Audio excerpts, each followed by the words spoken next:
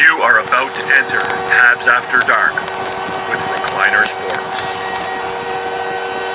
3, 2, 1, 0. What is up, gang? How are you tonight?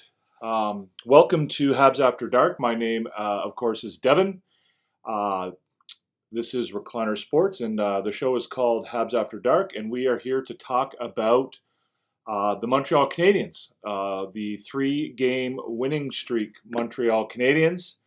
And what did we think about that game? What were our thoughts? I think this team has. I'm not going to get too high. As you know, I don't get too low when things are not going well. I'm not going to get too high when things are going well. I think that this is still a process. There's still a lot to be accomplished. There's still a lot to be done. I think that there is a lot going on here, and this is certainly a step in the right direction. It's something that we've been waiting for as Canadiens fans for some time. But yeah, this is a good sign. This is a good thing, and I've taken some notes. First of all, I guess I should apologize for last night. I did certainly intend to do a show, but something came up at the last moment. I wasn't able to make it, so I unfortunately had to cancel on you guys at the last minute, and I apologize for doing that.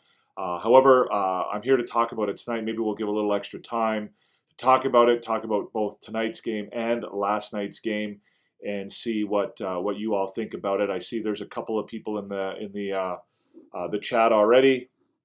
I see Entertap is there. I see Adrian. Adrian says, ole, ole, ole, back-to-back with Detroit. 9-4 Canadiens combined from both games. Back-to-back wins for Monty.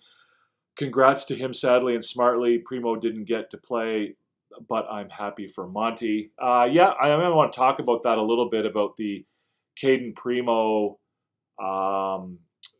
hysteria that's kind of going on right now. The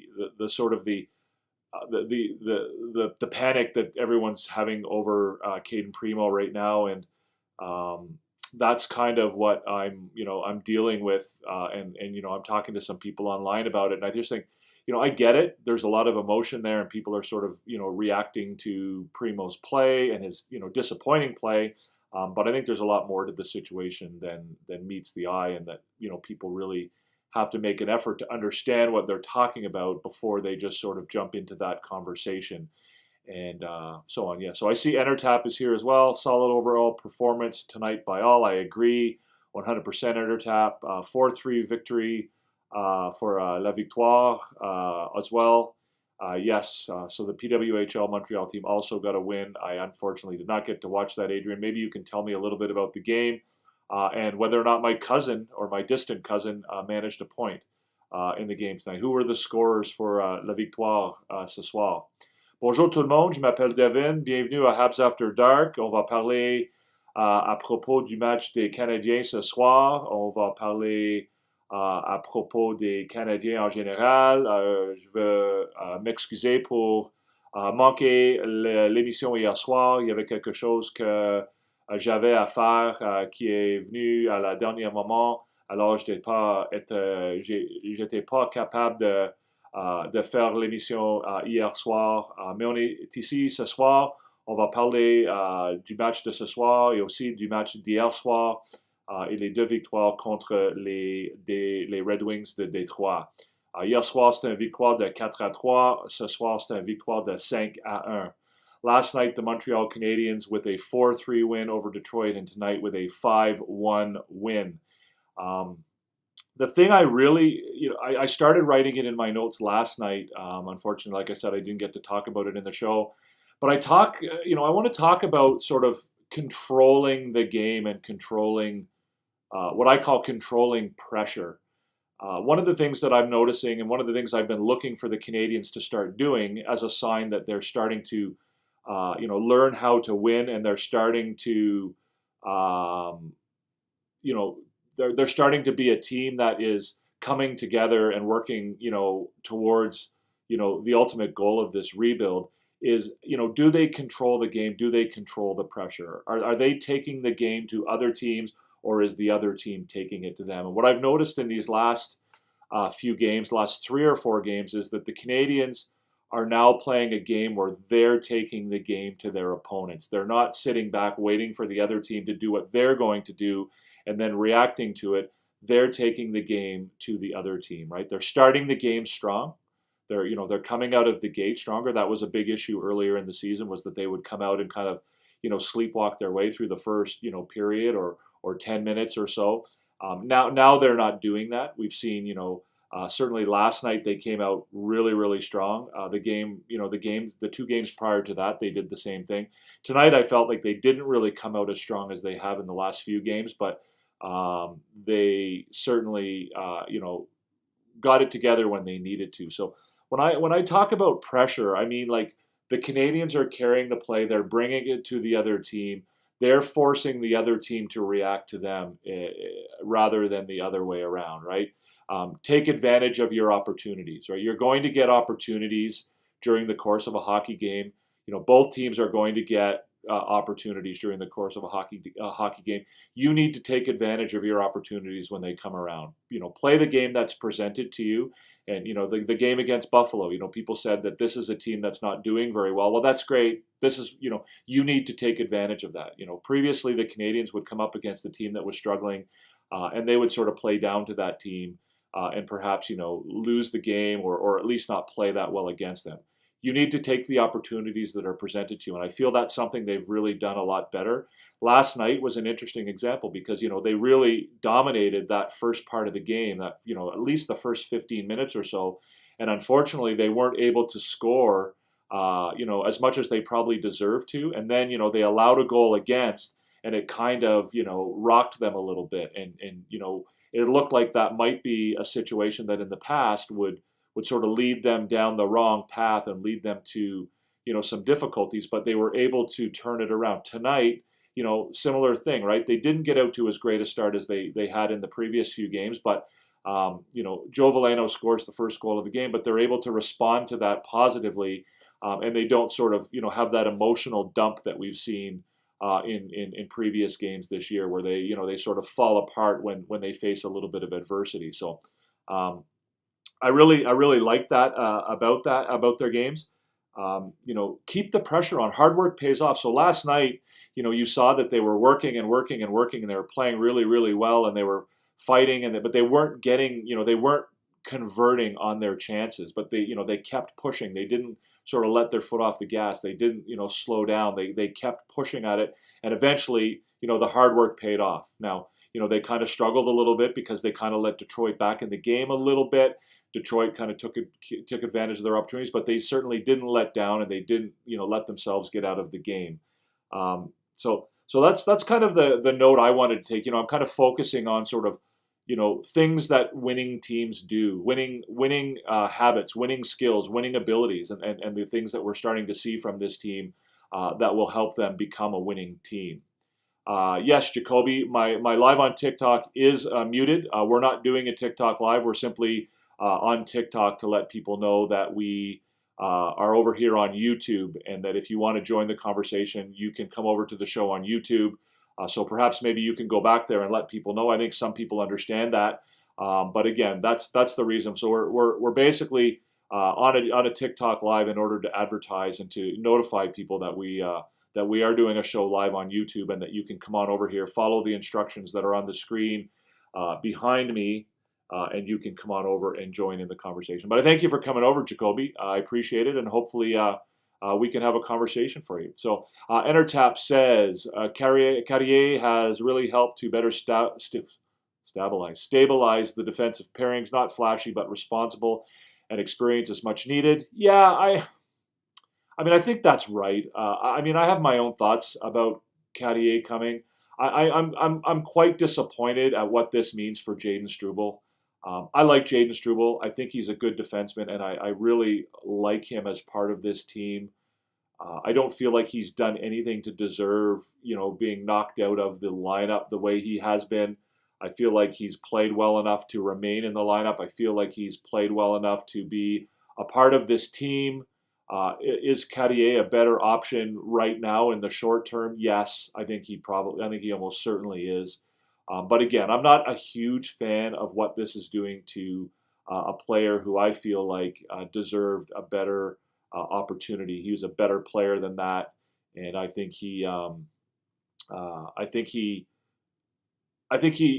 again, in the long run, I think Jaden Struble could be better for this team than Alex Carrier.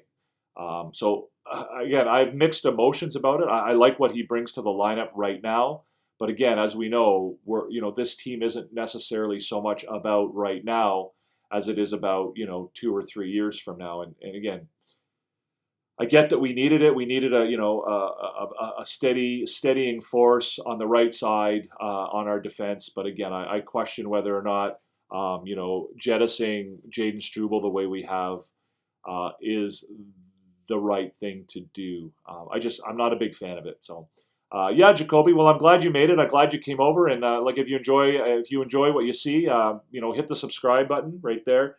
Make sure you subscribe, hit the notification bell, all that stuff. We'd love to have you.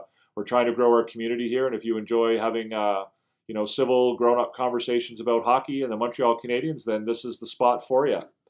Did I like the trade? Adrian asked. Yes. Again, I think I've just kind of given my thoughts on the trade. Adrian says Carrier and Baron. Trade was good in my opinion. Carrier is a good defenseman, and I hope he has a good season with the Habs. Yeah, no, I agree with all of that.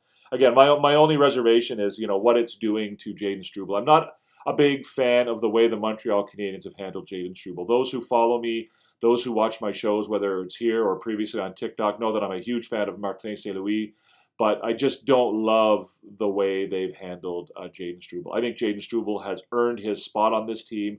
I think he's played very well. I'm not sure what it is that got him out of the lineup in the first place. And I'm not a big fan of the fact that this probably means he's going to end up back in Laval and that he is not going to be on the ice for the Montreal Canadiens on any real type of regular basis. So Puckhawk says, I think they have to give Carrier a shot. Maybe Struble gets back on depending on Carrier's long-term performance. Yeah, again, I think Carrier is going to be good enough to be on this team long-term. I think he's going to be a good middle-pairing defenseman. I have no problem with that. But again, it always comes down to with this team whether or not you're looking at right now or whether you're looking at the future. So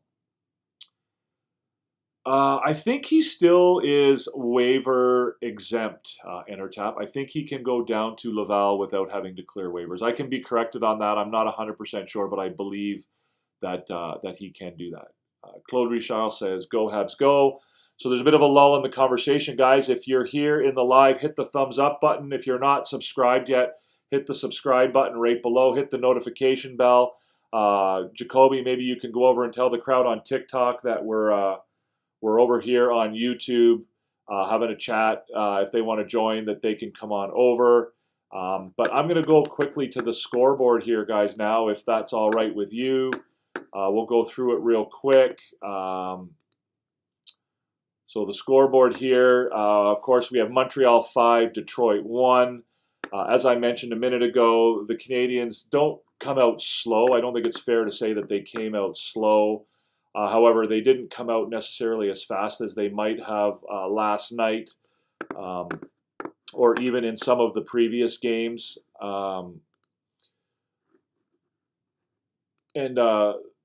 They allowed Detroit to get on the scoreboard first. Joe Veleno scores a goal from Berggren and Seider at 6:41. The Canadiens, again, they're not dominating by any means. They're playing okay. They're playing decent. But there's a bit of an issue with, on the goal, there's an issue with Savard and Goulet. They can't manage to clear the zone. Kopp and Seider keep it in. Veleno is parked at the side of the net. Everyone seemed to forget about him for whatever reason, and Berggren spots him, and he just feeds a really, Berggren kind of draws the Canadiens' defensive players to him. And when they sort of, converge on him, he feeds Veleno at the side of the net, and Veleno essentially just needs to redirect it into the empty net. Pretty easy goal for him. Not a lot that he really had to do. A nice setup by Berggren. Berggren did most of the work on that play. The Canadiens, however, we've seen over the years or over the season so far that's the kind of thing that might sort of sink them a little bit. They might sort of get down on themselves and let that goal sort of tear them apart and define them for the rest of the game. However, tonight they didn't do that. They come back relatively quickly. About 8 minutes later, Juraj Slafkovsky scores his 4th of the year from Suzuki and Hudson at 14-14. Caulfield carries the puck into the defensive zone. He kind of slows the play down a little bit. He does a little bit of a spinorama kind of thing to give his teammates some time to catch up to the play. He dishes off a pass to Lane Hudson. Lane Hudson then feeds Nick Suzuki, who's sort of coming across the blue line right down the center of the ice. He skates towards the goal. He fires a wrist shot. And Juraj Slafkovsky, who's screening the goaltender quite well, really nice screen, manages to deflect the puck from the high slot, and it beats Lyon. The score is 1-1. The Canadiens then come back quite quickly. Then later, Jake Evans scores a goal from Armia and Carrier. Carrier clears the defensive zone. He kind of just shovels it out of his own end. Armia wins a battle along the boards, in the neutral zone, sort of right around the red line with Gustafsson. He kicks the puck ahead to Jake Evans, who enters the Detroit zone. Evans then kind of a really nice individual play. He kind of cuts to the middle, even cuts back a little bit into the middle, and he beats Lyon with a wrist shot. Probably one that Lyon would want to have another chance on. You would expect him probably to make a save on that most times. However, he didn't tonight, and it was the first sign that maybe Lyon wasn't going to be a dominating factor for the Detroit Red Wings tonight. At the very end of the first period, we see Mr. Laine with his 8th goal of the season, his 8th power play goal of the season, assisted by Hudson and Suzuki. Again, it's another power play goal. It's the same thing we've seen for the last 8 games, I guess, since Laine rejoined the lineup. The Canadiens are moving the puck really, really well, as they did all night on the power play. Laine gets the puck in the left face-off circle. Instead of firing a one-timer, as he's been known to do of late, he kind of dusts the puck off a little bit, takes a second hesitation, and he goes to... it's hard to tell whether he was intending to shoot the puck. My sense is that he was trying to fire a shot pass, if you want to call it that, to Juraj Slafkovsky, who was parked on the far side on the post. Unfortunately, the puck doesn't get through to Slafkovsky, who probably would have had an easy chance to put the puck in the net. Fortunately, it does go in to the net off of a Detroit defenseman. The score at that stage is 3-1 for the Montreal Canadiens. So after going down 1-0 early, the Canadiens come right back with 3 unanswered goals in the first period, and they lead 3-1 after the first period. Early in the second period, they extend their lead to 4-1 on a goal by Emil Heineman, assisted by Dvorak. Dvorak carries the puck into the Detroit zone. He actually then loses the puck to William Lagesson. Then William Lagesson actually coughs the puck back up again as he's trying to clear it. The puck goes back to Dvorak. Dvorak finds Emil Heineman, who's in the high slot, and Heineman beats Lyon with a shot on the low stick side. Again, one that Lyon might have, wanted to have again, but he wasn't having a great night tonight, and the score is 4-1. The final goal of the game is at 13:03. Gallagher from Anderson and Savard. A really heads-up play by David Savard. The Detroit Red Wings are on a change. It's not a great change. They kind of get caught a little bit. Savard notices. He fires the puck all the way up the ice to Josh Anderson, who is standing on the Detroit blue line. He gets the puck, and Anderson gains the Detroit zone right away. As he's entering the zone, he then drops a pass to Brendan Gallagher, who's just steaming up the ice at full speed. And Gallagher kind of walks into a one-timer and just blows it past Lyon. That's at 13:03 of the second period, and the score is 5-1. And that's all the scoring for the game. The game is over at that point. There's no goals in the third period. There's no goals in the last part of the second period, and the Canadiens just kind of coast or cruise, which I didn't love.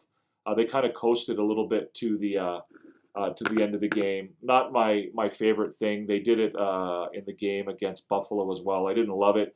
again, the shots were 24-21. I would like the Canadiens to sit. I don't think they're at the point now where they can be just coasting and cruising to victory. I think they need to maintain the pressure and continue to push, for the entire 60 minutes and get some of that momentum and some of that offense. Get some of their get guys like Kirby Dach, get guys like Juraj Slafkovsky, get guys like Alex Newhook sort of into the game and give them, keep pushing a little bit. So the shots end up 24-21 for Montreal. Again, I hesitate to even talk about high danger scoring chances and expected goals because the numbers are just ridiculous. I don't know what the people at Natural Stat Trick are doing. I've tried to get them to comment on Blue Sky.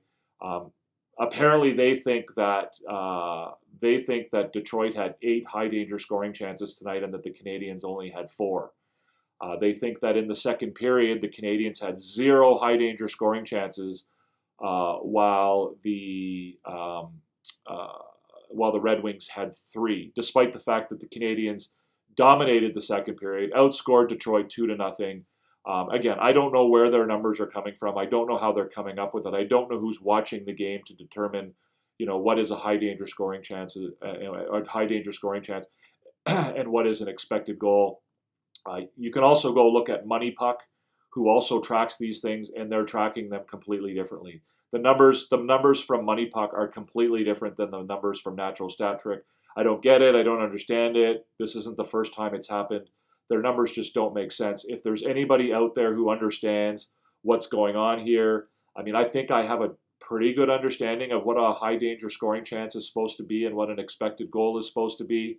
But if you understand if high danger scoring chance and expected goals are supposed to give us some insight into the way teams are playing and whether or not they're playing good hockey or bad hockey or getting these numbers don't do any of that, right? Looking at these numbers don't give you any type of accurate picture as to what is going on during the game. They just don't. Like if you look at these numbers, you just don't.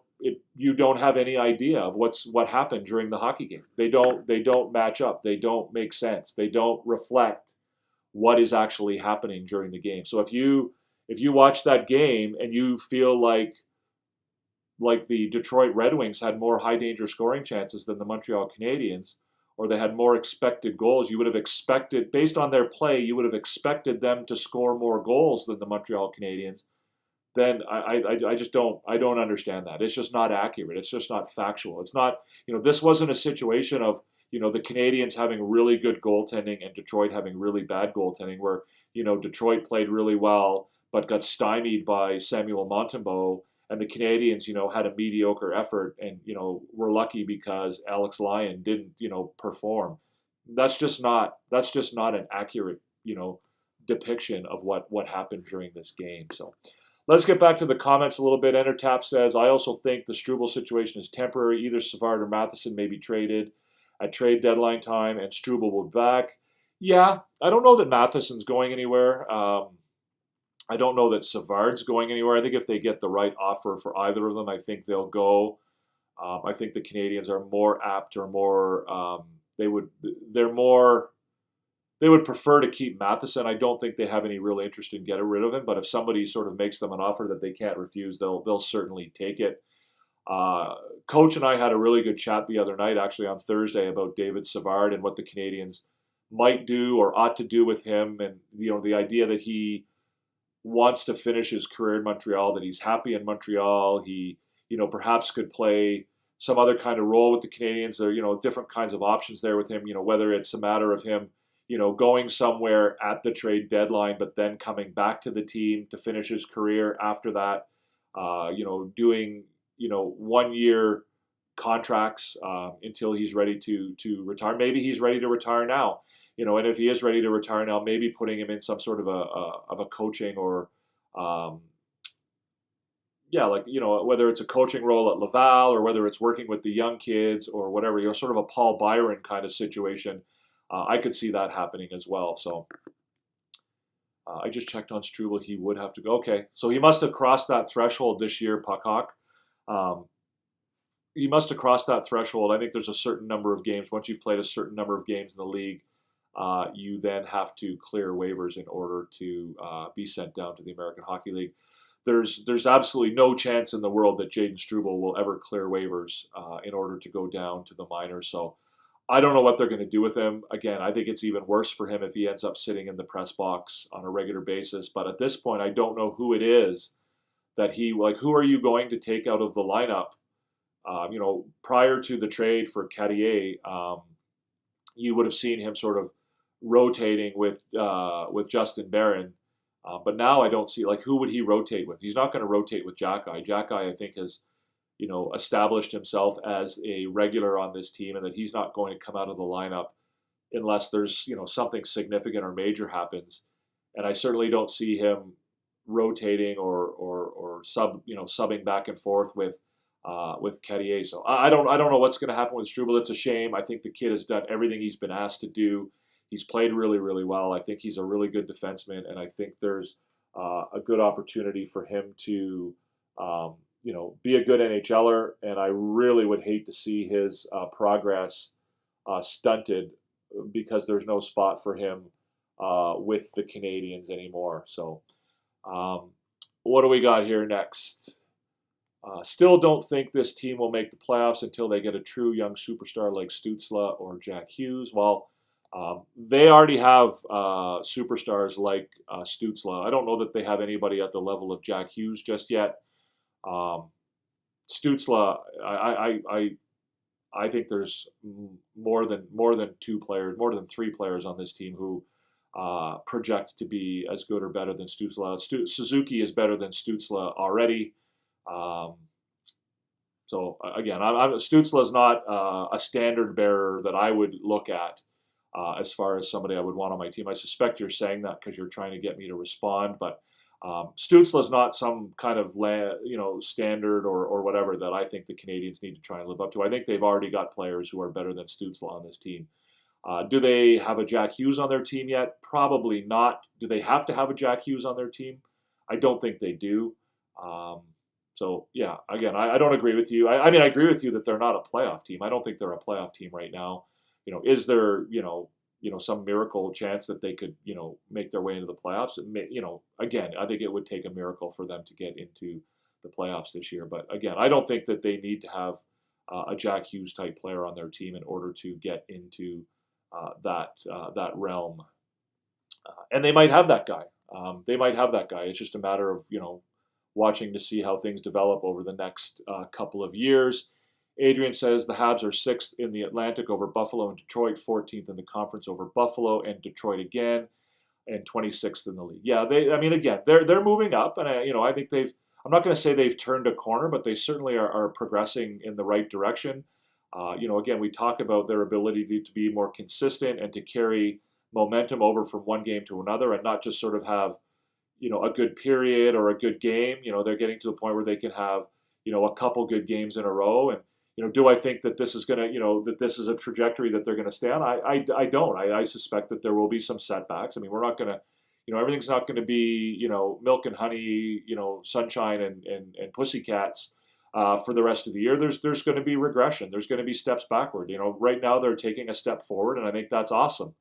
But again, I don't expect that this is going to be, a scenario where, they don't have any disappointing or frustrating games. Canadiens fans can be very fickle. They're up and down. And I suspect they're, right now you're going to see Montreal Canadiens fans get pretty up about this team. But I think there's going to be downtime as well, right? There's going to be some hard games to play after Christmas. Right now we're playing teams that are lower in the standings, teams that that they're in competition with. The Canadiens are playing, the Buffalo Sabres, the Pittsburgh Penguins, the Detroit Red Wings, all teams that are sort of in that same world as them, and teams that they have to surpass if they want to go to the next level and continue to work their way up the ladder towards being a playoff team. So. But in the new year, they're going to be playing teams like Boston. They're going to be playing teams like Toronto. They're going to have to go out west, right? They're going to have to go and play, Edmonton and Colorado and Dallas and Vegas, in their rinks. So that's something that is going to be tough. So there are still going to be nights where we look at this team and say, oh, they're young, or there's going to be issues with this team. I don't think that this team is by any means, you know, out of the woods or anything. So, Entertap says, despite Linus' success to PP, how do you think it's affected Caulfield's game? Is it merely a matter of time before he adjusts, or should they move him to PP2? It's a great question, Entertap. I asked it on Blue Sky earlier. I didn't get much of a response, but I think it is something they might consider, is putting Caulfield on that second pairing or second power play unit, and putting him in that same role that Laine is playing right now. Put him in that left circle and seeing if he can start, converting on one-timers and converting from there. I think initially, they had a desire to sort of, I think their goal with their power play is to not have anybody playing a specific spot that they're going to rotate through their position. They're not going to have the same guy in the bumper. They're not going to have the same guy in the left flank, the same guy in the right flank, the same guy in front of the net. That they're going to sort of rotate through those positions. I think that was what they intended at the beginning of the year. That's what they did for a while. But it does seem that they're kind of settling into their own specific positions. So, having the three right-handed shots on that first power play, again, it's not affecting them negatively. But again, maybe you can get Caulfield back into things by moving him to PP2 and bringing, I don't know who it would be, maybe like a Newhook. Is Newhook a lefty? Yeah, Newhook is a lefty, I think. Anyways, bringing somebody up from PP2, maybe you bring Doc back over. But again, I don't know what they'll do. I don't know, but I do think it is something that they might think about. Adam Troy, would I say that Doc is a bust? I would not. It's way too early to say anything like that. I think that's a bit of a crazy take. Again, I think it's, Canadiens fans do have a tendency to be fickle. They do have a tendency to be reactionary and to overreact and to reach conclusions long before they ought to. So again, I don't think it would be wise, accurate, informed to suggest that Doc is a bust at this point. Claude and Adrian both seem to agree. Adrian says that he's not a bust. Claude says that Doc will turn his game around. Puckhawk says, I think Demidov will be a huge factor in turning this team around. He's a superstar potential from what he's shown in Russia. I agree. I mean, I think there's a long road between the KHL and the NHL. Those leagues are not the same. I think most experts would tell you that the KHL is probably a slight step below the American Hockey League. So again, just because you're doing really well in the KHL doesn't mean that you'll do really well in the NHL. But there are some comparators, right? Like you can compare how Demidov is playing in the KHL compared to, Matvei Michkov, compared to Kirill Kaprizov, different guys like that. How does his game at that level compared to their games at that level, and then we can see how they're now playing in the NHL. So I do think that Demidov is on the right track. He's doing the right things. He's performing at the level that we would hope and expect him to. But again, we just hope that he can continue to do that. With prospects, it's all about performing at the next level, right? You perform at one level, awesome. Well, let's move to the next level. How do you perform there? How do you perform at the next level? All these things. Like Lane Hudson is, a bit of a unicorn in that sense, right? Like he, typically 20-year-olds or 21-year-olds don't come to the NHL as defensemen and sort of walk right into the lineup and play at a high level, and start getting, 20, 21, 22 minutes a game and contributing on the offensive. Like that's not the way that prospects typically progress. Prospects typically progress more like we're seeing from, Logan Mailloux and from Joshua Ottawa. Like they come in, they have some success, and then they kind of, fall apart a little bit. They have regression. Maybe they've got to go back to the AHL. We're seeing it a little bit from Uri Slafkovsky, right? He's not, what do they say? Progress is not linear. It very rarely is. Lane Hudson is the exception.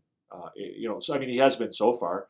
Again, he's not, he's only 35 games into his NHL career. So again, anything can still happen. But I think for a guy like for Lane Hudson, whose progression has been, literally you can see the improvement from one day to the next. That's kind of a rare thing. So,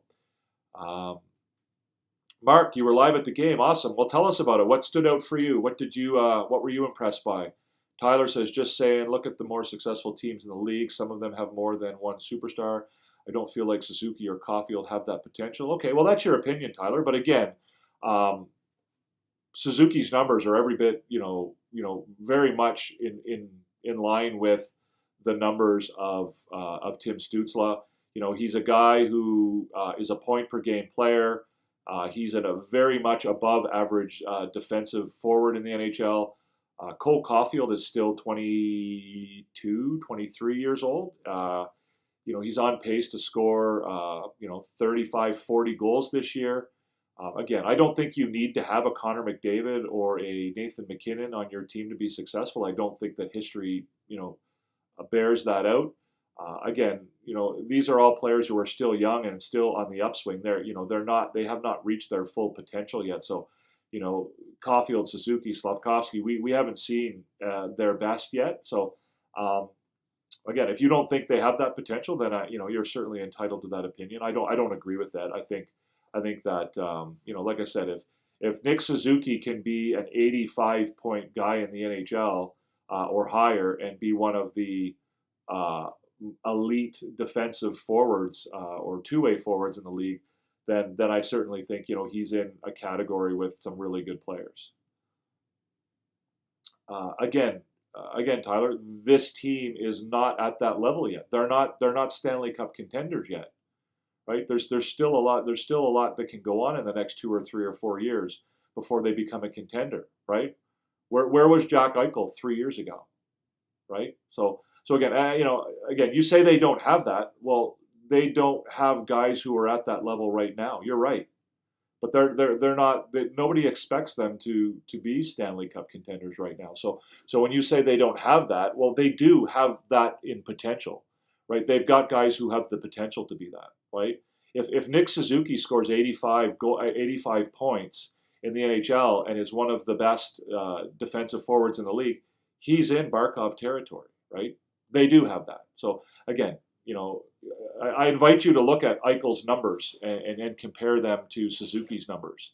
Eichel is, coming into his own this year. He's having the best season of his career, but leading up to this season, his numbers aren't any better than, what Suzuki is putting up so far this year, or what he's projecting to put up. So, yeah. Anyways, again, you're entitled to your opinion. I think you're reaching conclusions that you don't have a basis to reach conclusions about. We don't know. I don't know. Maybe Nick Suzuki falls off a cliff and doesn't turn into the kind of player he looks like he's going to. I have no idea. You could be right. But again, they don't need to have Jack Hughes on their team right now. They don't need to have that superstar, right? They don't need to have, they don't need to have him yet. They need to have guys who could potentially be there. But I don't think you need to be. And the fact that you've picked Eichel and Barkov out of the, by the way, Barkov didn't win the Stanley Cup. Anyways, whatever. In any event, it does. I mean, those are not guys that stand out to me. If you're talking about superstars, the guys look at. It's McKinnon. It would be the guy. You don't have to have that guy. I think the Canadiens do have Eichels and Barkovs. Anyways, yeah, Mark, tell us about the game, man. Lane Hudson has a high hockey IQ. Yes, that is an understatement. Puck hockey absolutely does. And again, we talked about it the other day. I've talked about it on Coach Frenchie's show. Not only does he have a high IQ on the ice, as far as his ability to read plays and to make the right plays and to spot guys in the right, he has a high hockey IQ off the ice as well. So, he learns from his mistakes.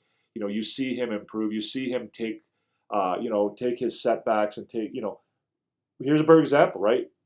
2 terrible turnovers in last night's game, right? 2 turnovers that led directly to goals.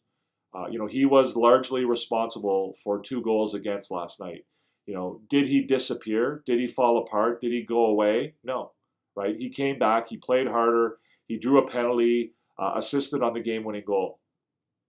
And tonight he was, defensively he was, pretty flawless, right? He didn't really make, any serious mistakes tonight on the defensive side of the game. He was, quite good on the offensive side of the game.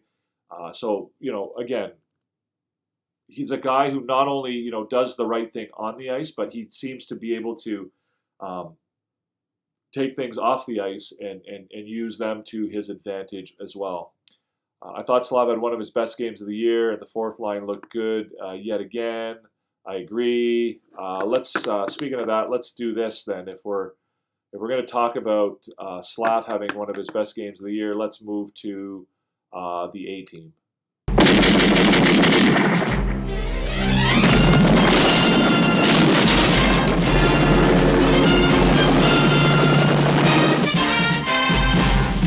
So I agree with you completely, Mark. I thought Slafkovsky did have one of his best games of the year so far. I thought he looked really good. I mean, that whole line looked really good. So I've got two of the guys from that first line on the A team for tonight. The A team, of course, guys, is our version of the 3 stars. It's the guys who I feel like showed up and did their part tonight. Again, we could have picked a number of different guys to be on the A team tonight, but Caulfield and Slafkovsky, I mean, Suzuki certainly deserved to be there as well. I didn't want to single those two out ahead of him. Suzuki with 2 points tonight. But Caulfield and Slafkovsky in particular looked really good. Caulfield's game has just completely evolved over the last 2.5 seasons. He's not just as, a sniper anymore. He's a guy who can create his own offense. He's skating better. He's moving the puck. He's doing all kinds of stuff. Slafkovsky, I think, played really, really well. I used his physicality a little bit. I kind of noticed last night that he was kind of getting, I want to call it bullied, but he was kind of getting beaten physically by, Moritz Seider and Lucas Raymond, 2 guys who are kind of contemporaries of his, guys who are similar in style. One being a big power forward and the other one being, a big defenseman. And I found like he was maybe getting pushed around a little bit by those guys last night. Unfortunately, when he stood up for himself last night, he got called for a really, really weak cross-checking penalty, even though he had been kind of bullied into it. He just kind of stood his ground a little bit, which I felt was unfair. Also, I felt like the penalty on Kirby Dach tonight was super unfair as well. Poor guy. You saw him in the penalty box. He almost looked like he was going to cry. Like, he's trying his best, and he's trying to play a physical game. And when he does, they call him for these cheap, cheesy, like bullshit penalties. It just was terrible. But in any event, Slafkovsky, I thought, not just because he scored the goal tonight, but just because I thought he played really, really well. Again, Lane Hudson, I just talked about him. A big bounce back from last night. I mean, again, I don't think he played badly last night, but he did have a couple of bad turnovers that led to goals. Seems to be something that.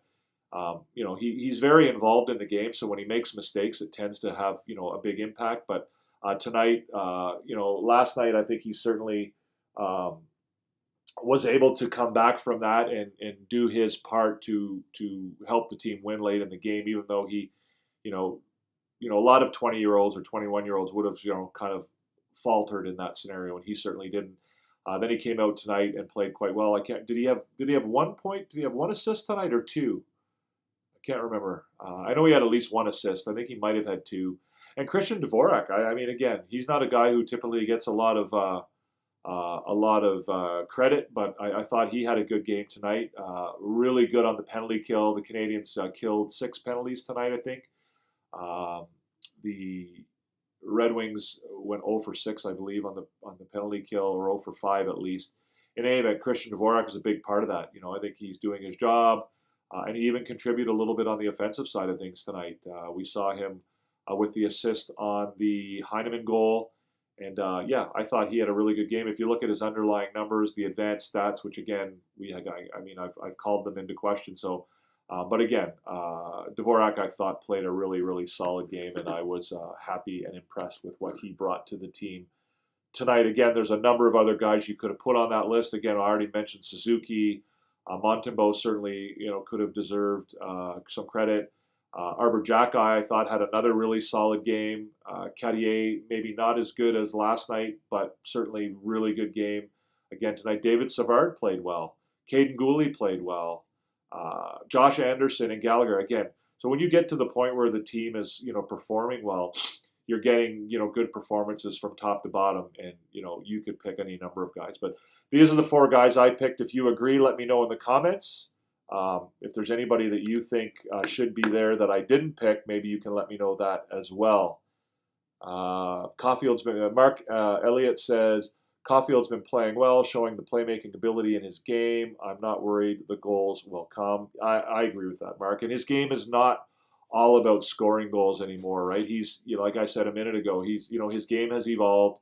He is able to now create, he's able to create offense when he needs to, not just for himself but for other players. So, I'm not worried about Caulfield at all. They also minimize their opportunities against. Yeah, we talked about that at the outset of the show, Mark. On a parlé de ça au début de l'émission. Les Canadiens doivent prendre avantage de leurs opportunités. Ils doivent aussi minimiser les opportunités de l'autre équipe. They have to, not only, it's, we talked about pressure at the, you got to keep pressure on the other team, and what that does is, it obviously limits their ability to put pressure on you, but also, you have to be ready for when they are going to, every team is going to have their opportunities against you. You're not going to, play very many games where you get all the opportunities and they don't get any. But, you want to minimize their opportunities, and when their opportunities arise, you want to keep them to, you want to keep them, you want to keep them brief, right? Instead of letting them have, 2 minutes of sustained pressure in your end, you want them to get a shot on goal, and or a chance, and then you turn the puck around and you go back in their end, and then you take it back to them. It's that prolonged pressure. You don't want to exacerbate their good play. You want to limit their good play. Marty St. Louis always talks about not doing things that help the other team, right? You don't want to do things that help the other team. You don't want to do things that prolong their pressure, that prolong their opportunities, or that multiply their opportunities. So that's kind of what we're talking about at the beginning of the show. So 3 games in a row. Yes, Frank, 3 wins in a row. Again, Frank, don't you like to get really low when things are going bad? Let's try not to get too high just because things are going a little bit better. So, talking specifically about the last 2 Cup winners, Barkov won last year. Yes, I'm aware that Barkov won last year. Yes, I am. Yeah, Barkov won the Cup last year with Florida. Yeah, I know that. Yes, I'm aware of that. Did I say something different? I'm sorry if I did. I know I was confused there a minute ago, but it wasn't about that. Evans, Armia, Heineman has been their best line lately. I don't know if I agree with that, but they're playing really well. 3 of their 4 lines are playing, superbly well, which is why I don't think there's any real need to panic about the second line. Doc, Newhook, and Line are playing well. They're not playing as well as the other lines, and I think they do have a lot of room for improvement. But again, when your other 3 lines are playing as spectacularly well as they are, I think that you can give those guys a little bit of room to improve. You can give them some room to do their thing. You can give them the opportunities. You don't have to mess with them, right? You don't have to mess with their game. So you can give Line and Doc and Newhook the freedom to do their thing, because your other 3 lines, Evans, Armia, Heineman. How good were Dvorak, Gallagher, and Anderson tonight? In fact, I believe that Evans was out there with Gallagher and Anderson for a better part of the game tonight. Anyway, 2 assists for Lane. Okay, I thought he probably had 2, but I wasn't 100% sure. Oh, I didn't mean to say. I knew that Florida won the Cup last year, and I knew that Barkov was on that team. So who are the last 3 Stanley Cup winners? Is it Florida, Vegas, and Colorado? Right? Is that anyways, my brain's not working right now.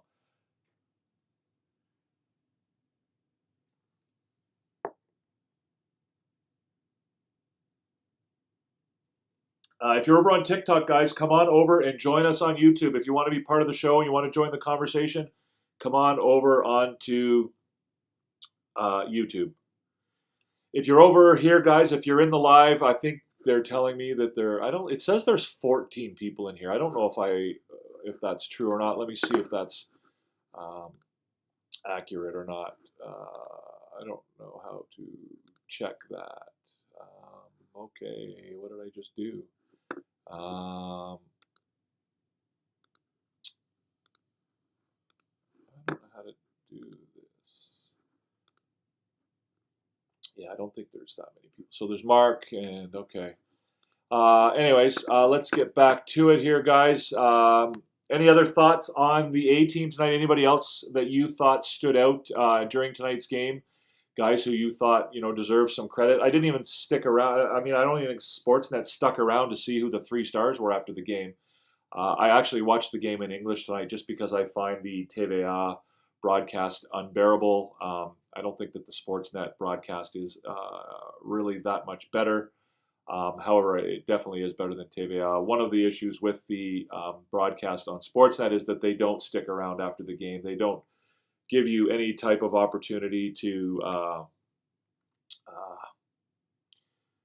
see any of the post-game stuff. So Avs, Knights, and Panthers, I think is what you meant to say. Yes. Yeah. No, I'm aware. I for whatever reason, I was thinking there was another team in there somewhere, but there wasn't.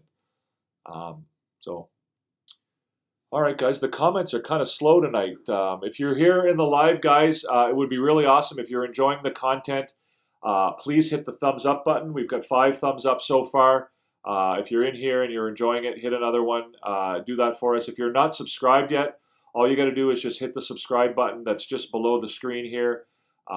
We are told by YouTube that only about 35% of the people who watch the show are actually subscribed. So if you're here live and you enjoy the show, you enjoy the content, please subscribe, hit the notification bell. If you're watching in a replay, then if you enjoy what you're seeing, then we certainly would love for you to be able to come by live as well. But also, please subscribe. If you do hit that notification bell, you'll get notified when we do go on the air. We go live on the air with Habs After Dark. After every Canadiens game, we get on the air about 15 minutes after the game ends. We are also looking at starting up a daytime show. I think I'm going to try start doing a weekly daytime show if that interests you guys at all. I'm either going to call it the Habs Daily Shift or Therapy Day. So we're looking at doing that. It's going to be a little bit of a different take, not necessarily talking about specific games, but talking about different issues around the NHL and with the Montreal Canadiens in general. So. Adrian, Avs, Knights, Pens, yes. Newhook was part of that Colorado team, yes. I actually, being from Nova Scotia, I followed that Colorado run quite closely with Nathan MacKinnon being on the team, as well as the fact that my neighbor and good friend is Nathan MacKinnon's second cousin. So I did follow that Colorado Stanley Cup run quite closely. Jason Teal, Heineman has excellent forechecking, great shot too. I agree. And I think he stepped up that side of his game quite significantly this year. I didn't really think he had that in his game, but he has definitely shown that, and he has shown that he's capable of being a bottom 6 forward in this league. Coming into the season, I had my doubts about that. My thought was that he was more of a top 6 forward kind of guy, and that in order for him to play in the NHL, he would have to play that kind of role. But he certainly has adapted his game and made himself a valuable bottom 6 type forward. So he may have earned himself the opportunity to be a part of this team long term.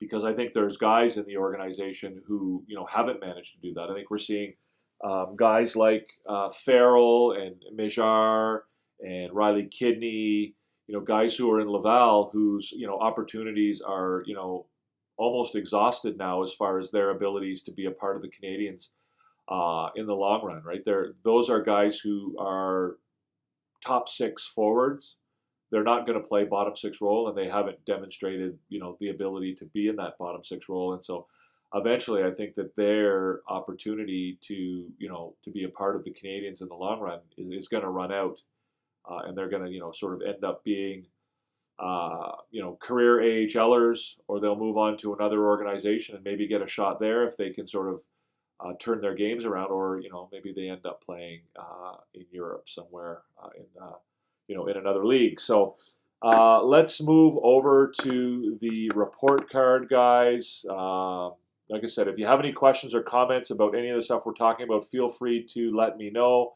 I'm happy to have a chat to discuss it.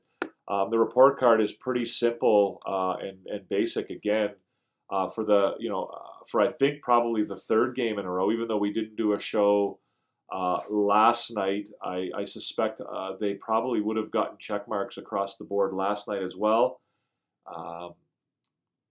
They'll, again, for the third game in a row, they scored 3 or more goals. For the third game in a row, they allowed 3 or fewer goals.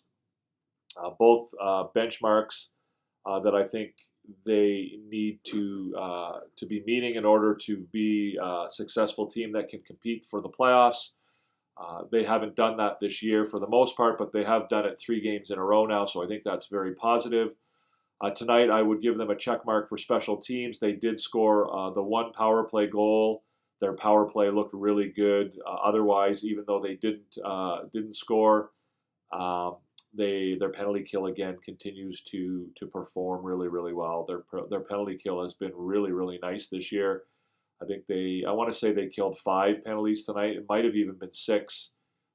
Somebody can correct me. I suppose I can look it up while I'm here real quickly. So they went 1 for... They were 1 for 5 on the power play, and they killed 4. There were only 4 penalties against. So they were 1 for 5 on the power play and 0 for 4, or they killed all 4 of the penalties against them. The 1 for 5 perhaps isn't an ideal number, but again, scoring a power play goal, and again, I thought they looked quite good otherwise on the power play.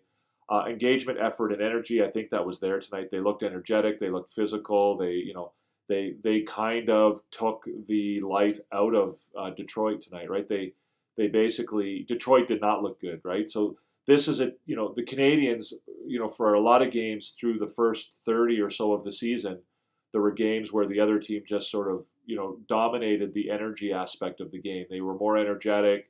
They took the game to the Canadiens. Tonight, the Canadiens took the game to Detroit. They did it 2 nights in a row. They did it the night before that in Buffalo. And I think it's a good sign that they're doing that. Progress, again, I think this is a step in the right direction. This is a game that will certainly be seen as a positive by the team. I don't think there was much negative to talk about in this game. They showed pride. They didn't quit. They allowed that first goal early in the game, and they didn't allow it to sink them. They came back. They didn't sort of take that goal negatively and let it sort of be a negative energy and affect their emotional response to the game. They were able to continue to perform after that goal. It didn't sort of take them out of the game and allow them, it didn't define the way they played the rest of the game. Discipline, the 4 penalties against, again, I've talked about this in the past. I'm not going to go on about it tonight. Just, I really feel like penalties in the NHL right now are just so arbitrary and so difficult. Again, the Kirby Dach penalty tonight is a perfect example of here's a guy who's trying to play physical, and I just don't understand how that's hooking, right? He's finishing his check, and it's just again, you can say, oh, they take too many penalties, but I just feel like so many of the penalties that are called in the NHL these days are not penalties that sort of, it's hard to blame the player for the penalty. They're just so accidental and incidental that they're not sort of, they're not like you can say to the guy, oh, that guy couldn't keep his emotions in check, and he put himself ahead of the team, and he showed a lack of discipline because he retaliated or he, like those are not the penalties that Montreal is taking. They're not taking penalties. They're taking these like ticky-tack hooking and holding and tripping. Like they're just penalties that you really are very incidental as opposed to ones where you can see a guy who, loses his cool and does something or is lazy and, has to hook a guy because he's being lazy. Like I don't see the penalties being that way. And again, for the third game in a row, I feel like they played a full 60 minutes, right? Obviously, there's ups and downs in every game. You're not going to be the dominant team for the entire game, but I think they played, 3 good, solid 60-minute games. So again, check marks across the board. Let's hope we can see a little bit more of that. I guess you might argue that special teams they could have been a little bit better. But again, scoring a power play goal and then keeping the other team off the board.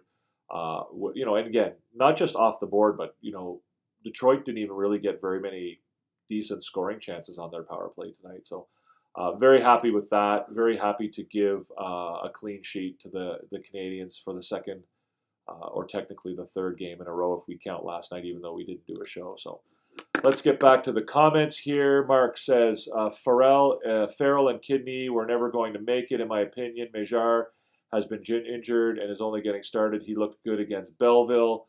I disagree with you completely about Farrell and Kidney. I mean, Farrell had really, really good numbers coming out of the NCAA. Harvard, I believe. I think that, he certainly had the opportunity, had the skills to be a really solid offensive player in the NHL.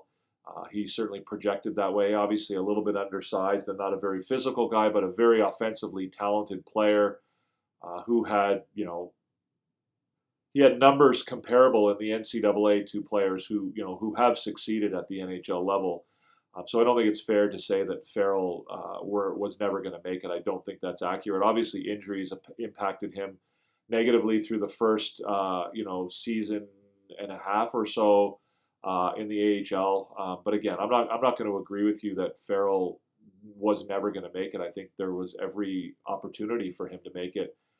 He just hasn't done it yet. So again, I don't think that Farrell's the kind of guy who his opportunities to be a good NHLer or a good pro are past him. I think he's the kind of guy who potentially could go somewhere else and have a decent career. Whether it's here in North America or otherwise, but I could definitely see Farrell playing in the NHL. Kidney, I don't want to say that he was never going to make it, but I think he was more of a long shot. I had the opportunity of watching him play a fair bit in the Quebec League. He's a good hockey player. But again, he's one of those undersized. Again, he's not that undersized, I guess, but. Sort of undersized, very offensively oriented players from the Quebec League. Some of whom make it. Your Marchessaults, your Obey Kubels, your Connor Garlands, your guys like that. Some of them make it, but most of them don't. Meilleure, again, to be honest with you, to me, Meilleure out of those three is probably the guy who I would have said has impressed me the least. He's obviously played a little bit better this year, but again, they sent him back to junior. Was it last year or the year before? He kind of sucked about it and didn't really play that well. I think he's got talent. I would love to see him do well. There's obviously that connection with Slavkovsky, but again, I don't think that any of those three guys at this point have much of a chance of, being factors on the Canadiens down the road. And the reason I say that is that I think that all three of those guys, in order to be in the NHL, have to be top six forwards. And I just don't see them cracking the top six with the Montreal Canadiens. Like I don't see them being ahead of, obviously, Caulfield, Slavkovsky, or Suzuki. I don't see them being ahead of, Doc or Newhook or Laine. I don't see them being ahead of, Demidov. Again, these are projections, but I don't see them, being ahead of guys like Michael Hage. I don't see them being ahead of guys like Joshua Roy. So I think there's a lot of guys that they'll have to surpass in order for them to get any real chance to play at the NHL level, certainly for the Montreal Canadiens. Adrian says, at least the Habs beat one of their biggest rivals. I don't know if I would call Detroit one of their biggest rivals. I guess in the sense that they're an original six team. They, you might consider them to be that, but again, I don't. I mean, I don't think they're in the category with, the Boston Bruins or the Toronto Maple Leafs or even the Ottawa Senators. But Mark Yeep, am I pronouncing? I apologize if I'm pronouncing that wrong. Mark Yeep, great couple games for the Habs. Yeah, I think they've probably played 3 or 4 really good games in a row now. I think again, these are important games. These are games against teams that um, these are teams that they're competing with. These are teams that are on their level, right? The Ottawa, Detroit, Buffalo, Pittsburgh.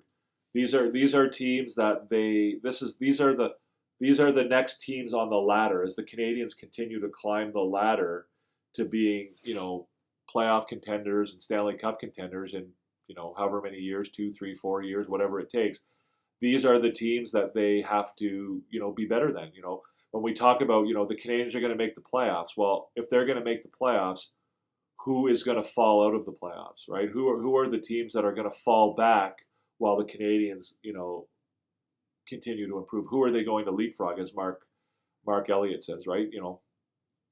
If they're going to make the playoffs, they have to be better than Buffalo. They have to be better than Detroit. They have to be better than Pittsburgh. They have to be better than, potentially Washington, Ottawa, like all of these teams. Like these are the teams that they have to beat. These are the teams that they're supposed to beat, right? So we saw them, lay an egg against Pittsburgh, a team that they were supposed to beat or compete against. Now, obviously, we've seen Pittsburgh has gone on a bit of a run. They're playing quite well right now. But these are the teams that they have to get. I don't think they're on the level with the Florida Panthers. I mean, I know that they're not on the level with the Florida Panthers and the Tampa Bay Lightning and the Toronto Maple Leafs, and they're not at that level right now. And so when they play against those teams, the idea is to go out and to be able to compete and to play well and to perform and to do your best against those guys. Not to say that you go into those games thinking that you can't beat those teams. But you go into those games knowing that they're really good teams and that you have to play your best game against them in order. But these teams like Detroit, Buffalo, Ottawa, Pittsburgh, Washington. These are the teams that you need to start to be able to beat them on a consistent basis so that you can start to move up the standing. So obviously, Mark, as you say, leapfrogging Buffalo and Detroit this week is a huge step in the right direction. It's a huge positive.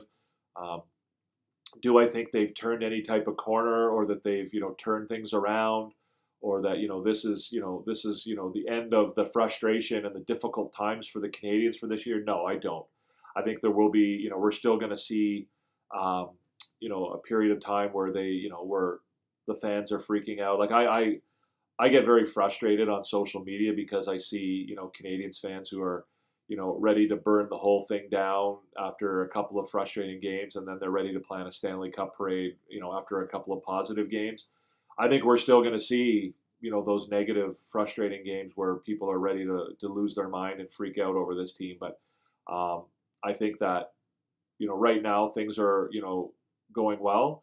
And, we talk about it, all the time. Can they continue to carry this momentum forward, right? Will they carry this momentum forward on Monday night against Columbus, right? So Columbus, again, another team that they need to be able to beat. They should beat Columbus, right? They're a better team than Columbus.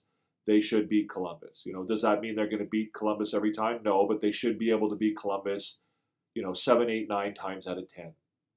So when they go into Columbus, they should, expect to play, a solid game of hockey and to take it to Columbus and to be the dominant team, to be the alpha dog, right? Go into that and take your game to Columbus. Make Columbus respond to you. Like, don't go into Columbus and play their game or respond to them. Make them respond to you, right?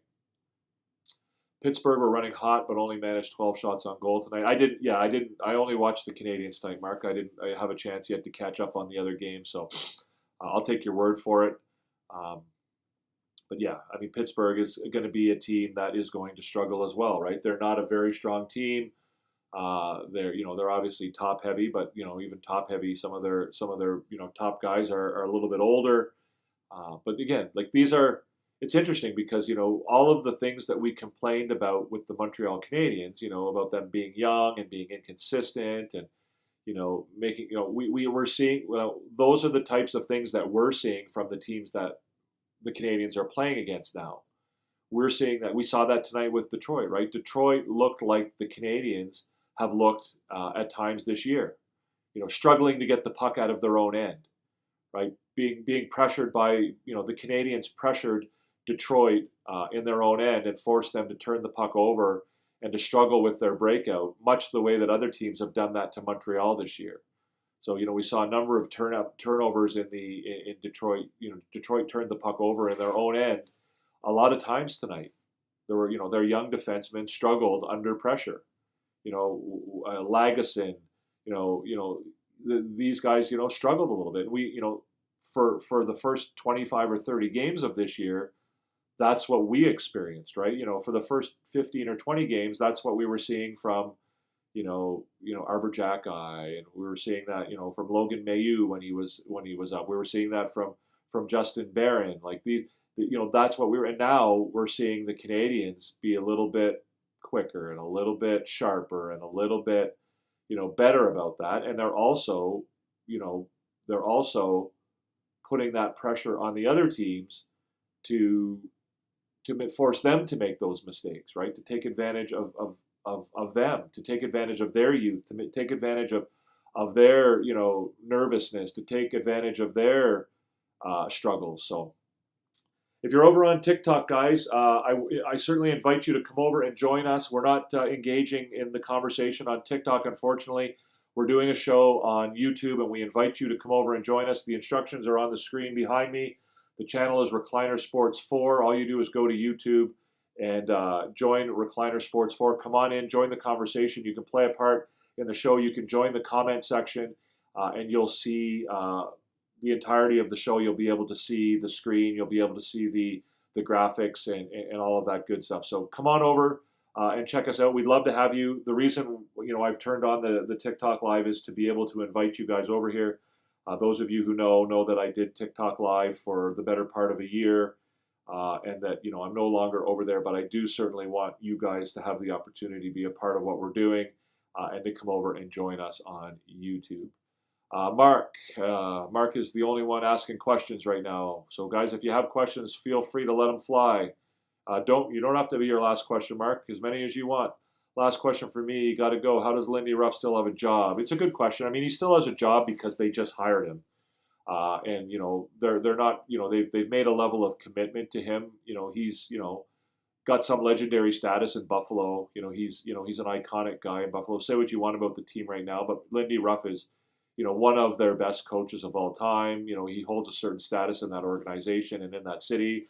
I think that rehiring him to run this team was a mistake. I don't think he's the type of coach that you want to have in charge of a young team. I don't think he was the right man for the job. But that said, they hired him this summer. I don't think it would be fair for them to now fire him, a third of the way through the season or whatever we're at now. I don't think that that's a fair thing to do. I think you need to give him an opportunity to do what he's going to do, right? Just like for Montreal, Marty St. Louis was given a mandate, right? He was given a mandate on this team to rebuild the Montreal Canadiens. And so that mandate, gives him a certain level of goodwill or freedom or whatever to not face some of the difficult questions or some of, to not sort of have to answer for the fact that the team is, in 26th place, 2.25 years into the rebuild, right? The rebuild is a project, and, we've hired you to be in charge of this project. We're going to give you the opportunity to complete the project. We're not going to fire you in the middle of the project because, the fans are freaking out that they don't think that the rebuild is moving fast enough, right? So ideally, as a coach, and again, this is perfect world type stuff,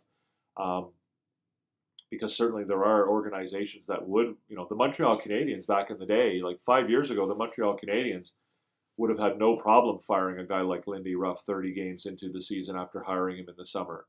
But again, I don't think that that's a fair. You're not giving that guy the fair opportunity to do the job that you hired him to do. So, in that sense, that's why I think Lindy Ruff still has a job. I don't think it's because, obviously it has nothing to do with Buffalo's performance. I think it has more to do with the fact that they believe that they need to give him. It's only fair to give him an opportunity to achieve the goals or to do the job that they hired him to do.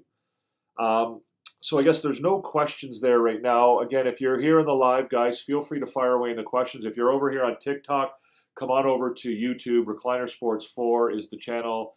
The show is called Habs After Dark. If you want to engage in the conversation, you can come on over here. I certainly would love for you to come over. You're more than welcome. That is why I've actually opened up the TikTok Live for that very specific purpose, is to invite you guys to come on over here.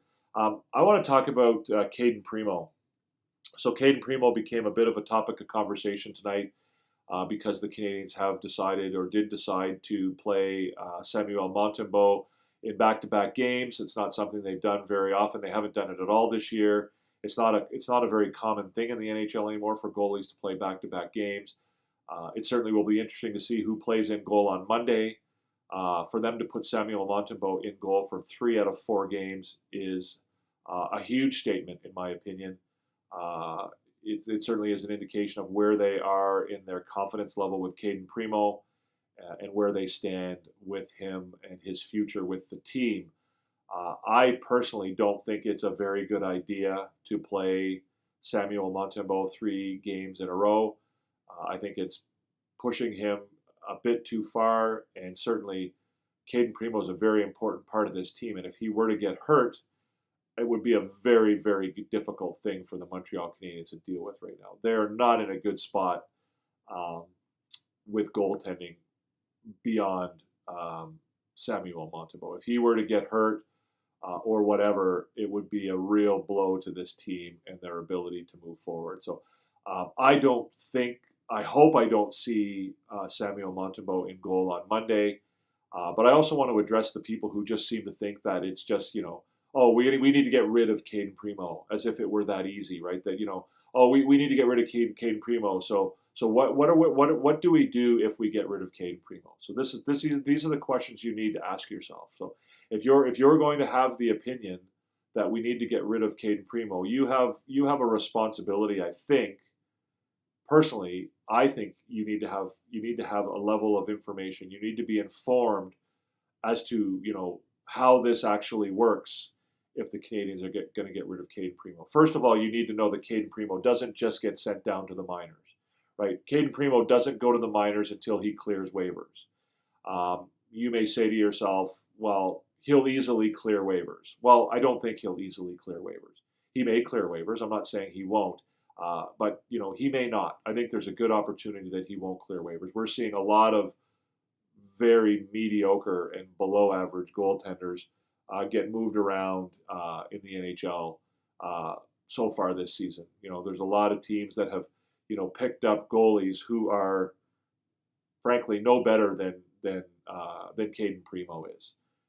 So again, the idea that he's definitely going to clear waivers, I think, is not accurate. Secondly, those of you who are out there saying, who cares if he doesn't clear waivers? Who cares if he doesn't, if he can't go down to the minors? Who cares if another team picks him up? We'll be glad to see him go. Well, that demonstrates a clear lack of understanding as well, because if he goes, who's going to replace him, right? Who is going to take his place in Montreal if Cayden Primeau, if we quote unquote just get rid of him, as so many people so flippantly throw around, this idea that it's just easy to just get rid of him, right?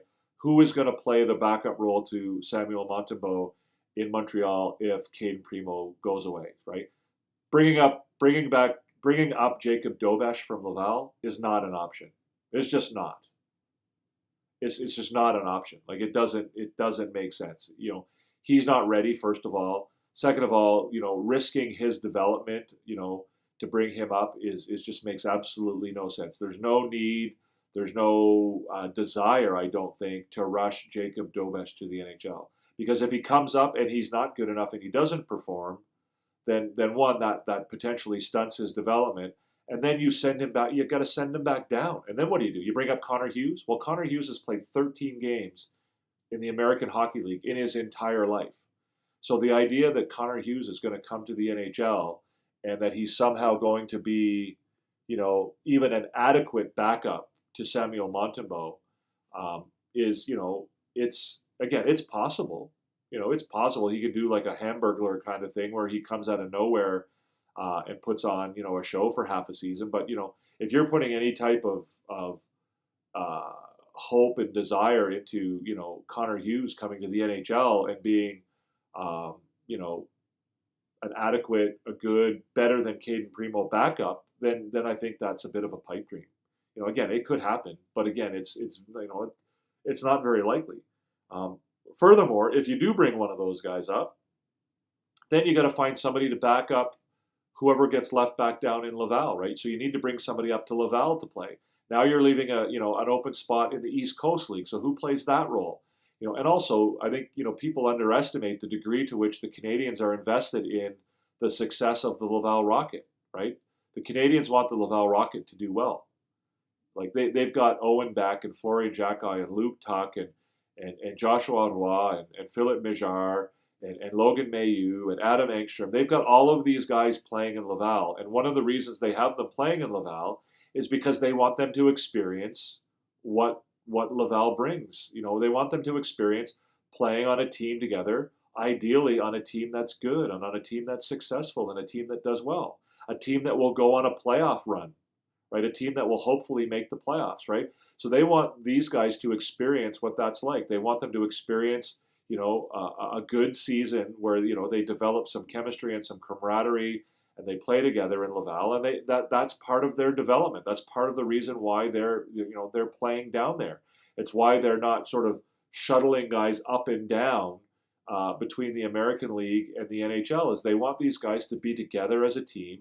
They would love for these guys to make a playoff run. They'd love these guys to make the playoffs together, and they'd love for them to have some success in the playoffs, because that's the kind of experience that they can take to the next level. So the idea that the Canadiens aren't, going to give a shit about Laval and they're going to sort of decimate their goaltending and treat their goaltending like it's some sort of a, non-renewable resource that they can just mess around with and sort of dicking around with in the middle of the season, I think underestimates the degree to which the Canadiens do have a vested interest in the success of the Laval Rocket. So all of that to say that, to me, if Caden Primo is going anywhere, I think that you'll see the Canadiens make a move for a, another player, another goalie who can step in and be a backup at the NHL level. They're not looking to bring up a guy from the minors. I think they'll look to, if they do this, I think they'll look to bring somebody in from another team or somebody who's, expendable on another team, and that they'll want to bring that person in, and they'll be looking, that person to them will have to be better than what Caden Primo is giving them. And you can say what you want about Caden Primo, and he has certainly struggled this year. I'm not going to sit here and pretend that he hasn't been hard to watch and it hasn't been difficult. But let's be honest, that's 7 games he's played in this year. He looked quite good last year, right? It's not like this guy is a guy who's never been good. He was a good goaltender in the NCAA. The Canadiens rushed him out of the NCAA to the American Hockey League. They kind of talked him into it. They rushed him to the NHL. He was a good goalie in the American Hockey League. They rushed him to the NHL. He hasn't lived up to potential, but he certainly hasn't been a terrible goalie, other than perhaps in, the 5 or 6 or 7 games he's played this year.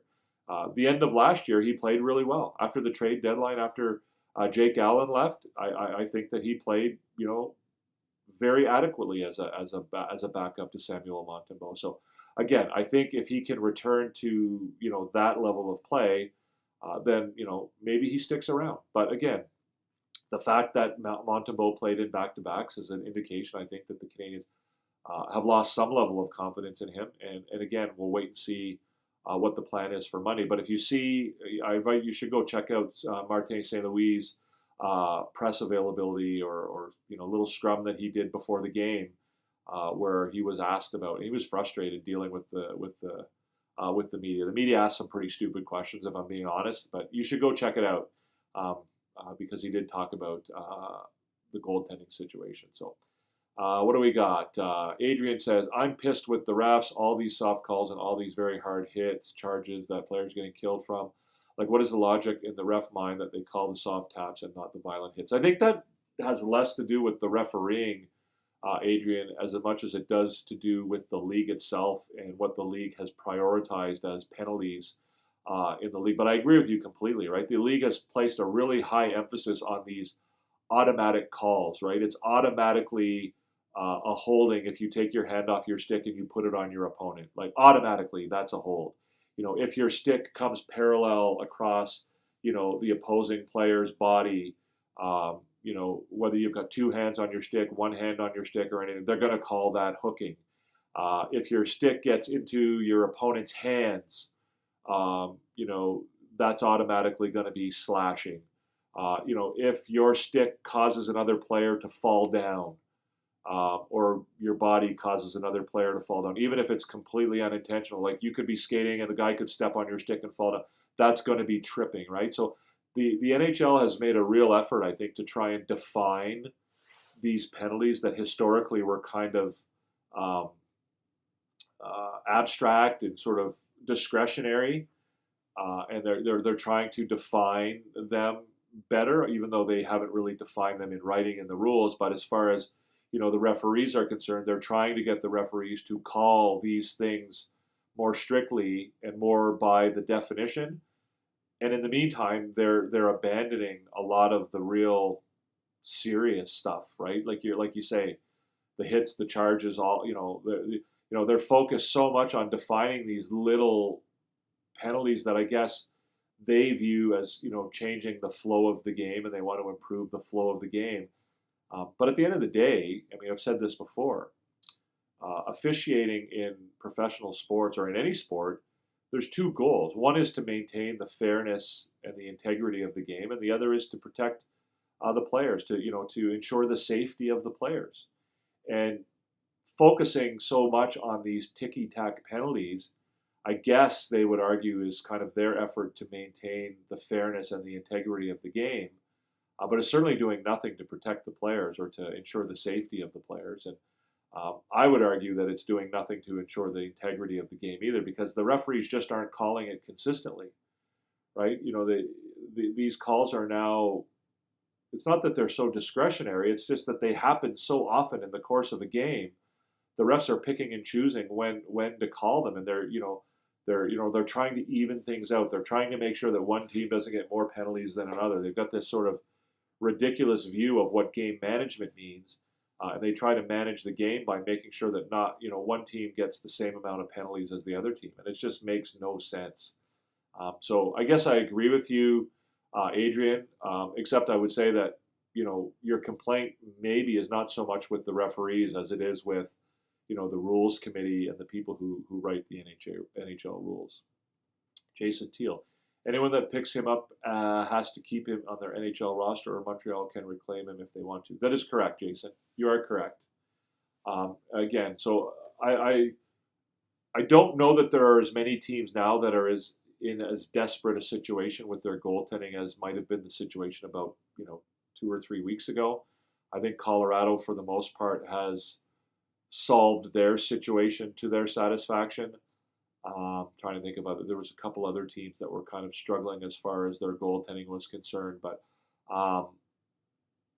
yeah, no, that is absolutely how. I mean, again,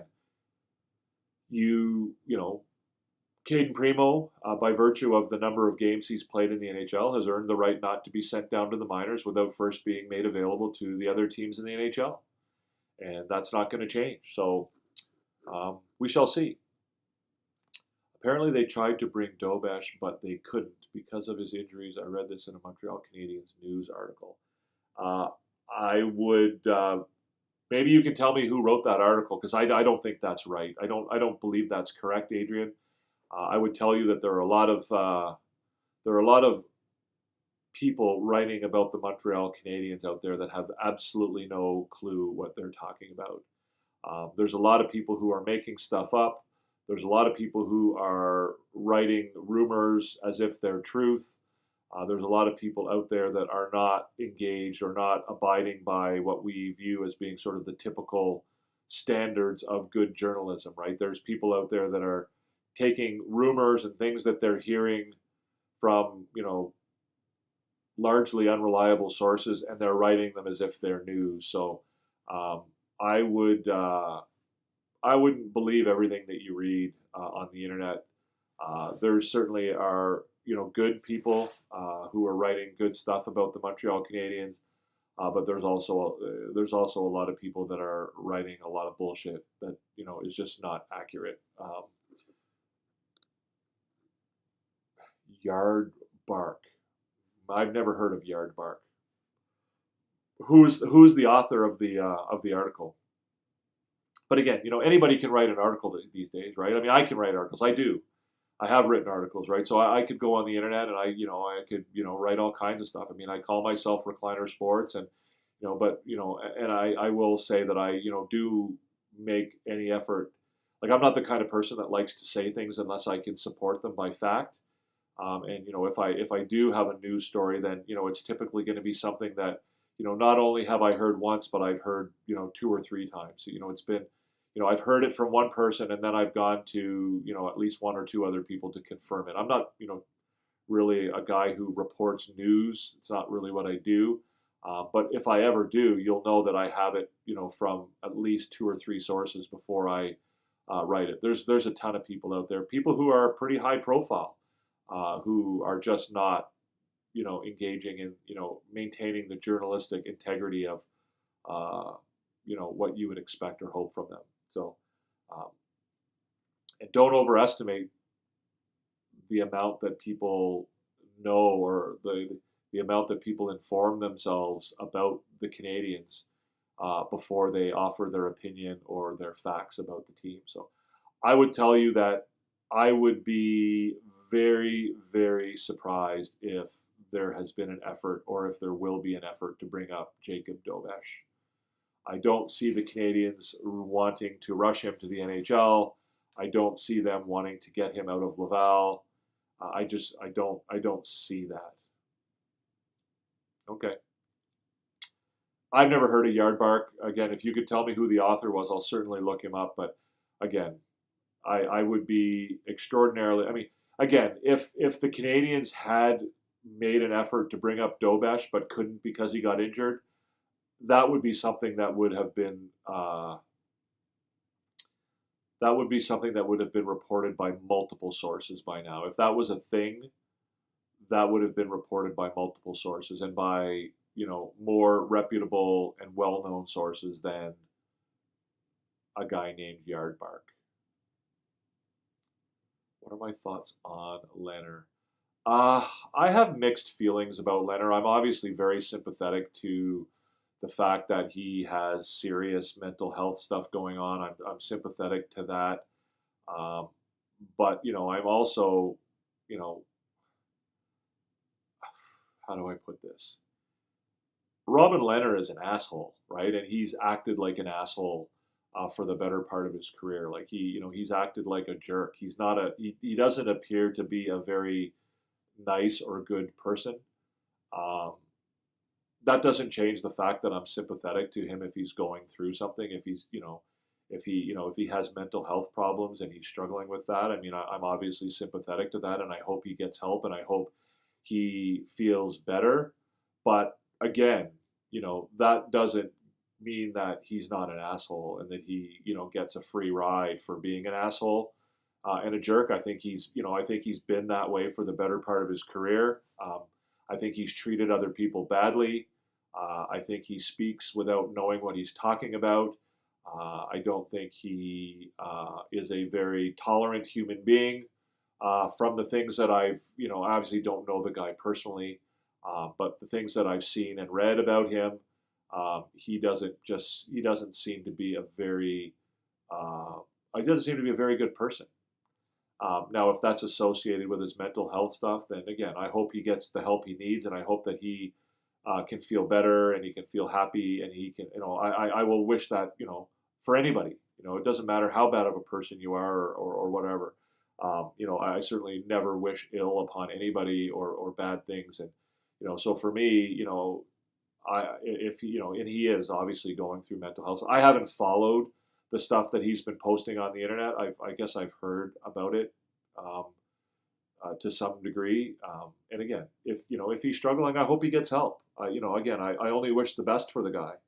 But at the same time, my experience, with Robin Lehner, which is obviously very indirect, is that he's an asshole. So I read in his tweets that he has a broken tibia and torn shoulder and required surgery, and that the team doctors cleared him to play regardless. Okay, yeah, again, I don't imagine that he would be cleared to play hockey with a broken tibia. Um, that just doesn't add up to me. It doesn't add up to me. Again, Robin Lehner being a guy who has demonstrated in the past the capacity to lie and to be dishonest, and to sort of be self-serving with his comments and say things that paint him in a better light than he probably deserves to be painted in. But again, if you've got a broken tibia, there's not a doctor in the world that's clearing you to play in the NHL. So I would call bullshit on that. But also he wouldn't be the first player who's been encouraged to play or to get back on the ice when injuries would tell you that that he shouldn't be. So again, I don't doubt that he was put back on the ice or told to play or asked to play or suggested to play when he wasn't physically able to do so. I just yeah I'm not. So when I hear, so one of my rules is that when I hear something that's crazy, I go and try and confirm it, right? So if I hear a crazy story, rather than spread that story and tell everybody the story, I try and find out whether the story is true or not, and find out what the real story is. When I hear that, if he's saying that he was forced or told to play with a broken tibia, that sounds crazy to me. So what I would want to do is I would want to go on Google or on the internet and research that and find out what his history, his injury history was, and whether or not you can actually confirm that story. Because I've had a broken tibia. You're not playing hockey with a broken tibia. I don't care. I don't care how big and strong and tough you are. You're not playing hockey with a broken tibia. Like, you might break your tibia and skate around and stay on the ice for another 5 or 10 minutes till the end of the period, not really knowing you've got maybe a hairline fracture in your tibia. But you're not going into a game and getting dressed and putting your gear on knowing that you've got a broken tibia. I'm sorry. Yeah, Tim Thomas, I guess, falls in that same boat. I guess Tim Thomas also had some mental health problems, but again, Tim Thomas was a flaming asshole. He's a complete and utter dickhead. Right? So, again, there's a guy who, again, I don't wish anything negative on. If he has mental health issues, I hope he gets the help. I hope he feels better. I hope he lives a happy life. But at the end of the day, Tim Thomas was a complete donkey. And, so again, I'm trying not to comment on the TikTok comments, but Santa Cruising says that hockey players are soft, real men play football. Football is the softest sport of all the professional sports. Football couldn't be any softer, right? You got players in NFL making millions and millions of dollars. They don't even know how to tackle. They've got more equipment on than, they're better protected than the Pope, for crying out loud. They run around on the field basically invincible because they've got so much equipment on. It's the softest sport of them all. If you want to play a real sport and you want to be tough, you should play rugby.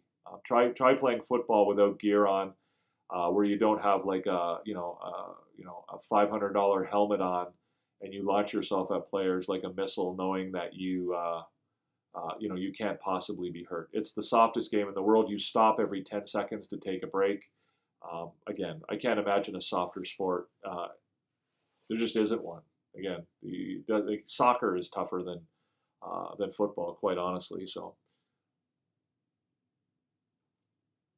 but if you want to talk about it, bud, you can come on over into the YouTube channel and have a chat with us over here. The channel is called Recliner Sports 4, and you can come and talk about how tough you and your football player friends are. All right, guys, I think that's going to be just about it for the show tonight. I do appreciate everybody for coming. If you are watching live right now, then I certainly invite you to hit the subscribe button, which is just sort of down here below me. You can also hit the notification bell. If you like the show, hit the thumbs up. That also applies to anybody who's watching the show in a replay. We certainly are trying to grow our channel. We want to try and we have a goal of getting to 500 subscribers. We would love your help doing that. We're trying to grow our community. If you enjoy the content, definitely subscribe, give us a thumbs up, all that good stuff. Once we get to 500 subscribers, we can do some much more fun stuff. We are starting fresh here on YouTube. We had grown quite a good community on TikTok. Unfortunately, lacrosse is another sport that's way tougher than football. American football, that is. Lacrosse is way tougher. Rugby is way tougher. Hockey is way tougher. Much tougher sport than American football. But yeah, if you're watching in a replay, like and subscribe. Hit the notification bell. All that good stuff. Again, YouTube tells me that only 35% of you are subscribed. If you do enjoy the content, then we certainly ask that you give us a follow. We love that you are here live, for all the people that come and watch the show live. But if you are watching it in a replay, I love that too. It really is kind of cool to know that people are out there watching our show after it's over. We're getting I would say we're getting right around close to 200 people or 200 views per episode. We hope to grow that, but it's really awesome that you guys are checking it out. If you have any, if you're watching in a replay and you have any questions, feel free to fire them away in the comments and let me know, and I can certainly address them in the next show. If you've got any criticism, constructive criticism, things you think we could do better, then I certainly welcome that as well. We are new at this, and I'm not past taking advice and constructive criticism, so I would certainly welcome that. So anyways, I will end everything there. I appreciate everybody for coming. Not as many people as we've had in past. We had Puck Hawk, we had Adrian, we had Jason Teal, Mark Elliott, Mark Yeep. Who else? Let's go. Tyler Wilkin, Frank Lorca, welcome. Thank you guys. Claude Richard. Who else? We had Adam Troy, Entertap, of course. Thank you, Entertap. And we had Jacoby Waldner joined us. I think that's pretty much it. So that's awesome, guys. Thank you very much for coming. Again, we had the Montreal Canadiens with their third straight victory tonight. They beat the Detroit Red Wings for the second night in a row, back-to-back games. Samuel Montembeault with back-to-back wins, back-to-back-to-back wins for the team. I guess back-to-back-to-back wins for Samuel Montembeault as well. So the team's on a bit of a roll. Things are on the up and up. Things are going well. I don't think we can sort of start counting our chickens just quite yet, but certainly, hey Marco, what's going on? We're just actually getting ready to leave. Unless you got a question, fire away. I'm happy to answer another question or two, but yeah, Montreal Canadiens, 5-1 victors tonight. Really nice game. Happy to watch some victories for a change. I think things are certainly moving in the right direction. I think I think we will probably see another. I don't want to call it a regression, but step backward or two before the season's up. But certainly things are looking good, and I'm happy with tonight's game. And we will hopefully see if they can take that momentum into Monday night's game in Columbus. Allez Montréal, go Habs, go. C'est le but. See you the next game if you can't make it or I can't make it. Merry Christmas. Yeah, absolutely, guys. Happy holidays and Merry Christmas to everybody. It's beginning to look a lot like Christmas here in Nova Scotia. We just had about 20 centimeters of snow in the last 24 hours. So I hope that everything is nice and happy with you and yours, and that you will have a great Christmas. Yes, Marco, I think I will try to stop in tomorrow on Coach Frenchie's stream and join in. I don't know if I'll be there for the whole show, but I'm going to try and to pop in for sure. So that's it for tonight, guys. Again, Montreal Canadiens 5, Detroit Red Wings 1, Patrick Laine with another power play goal, Samuel Wantuo with another win. Another positive victory for the Canadiens. We will see you on Monday.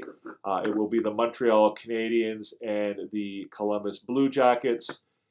We look forward to that. And like I said, if you want to see myself and Marco and Entertap and Coach Frenchie and all of our beautiful faces, then you can check out his live tomorrow night as well. He's going to be going live, I believe, at 8:30 p.m. Eastern Time, 9:30 for me here in Nova Scotia.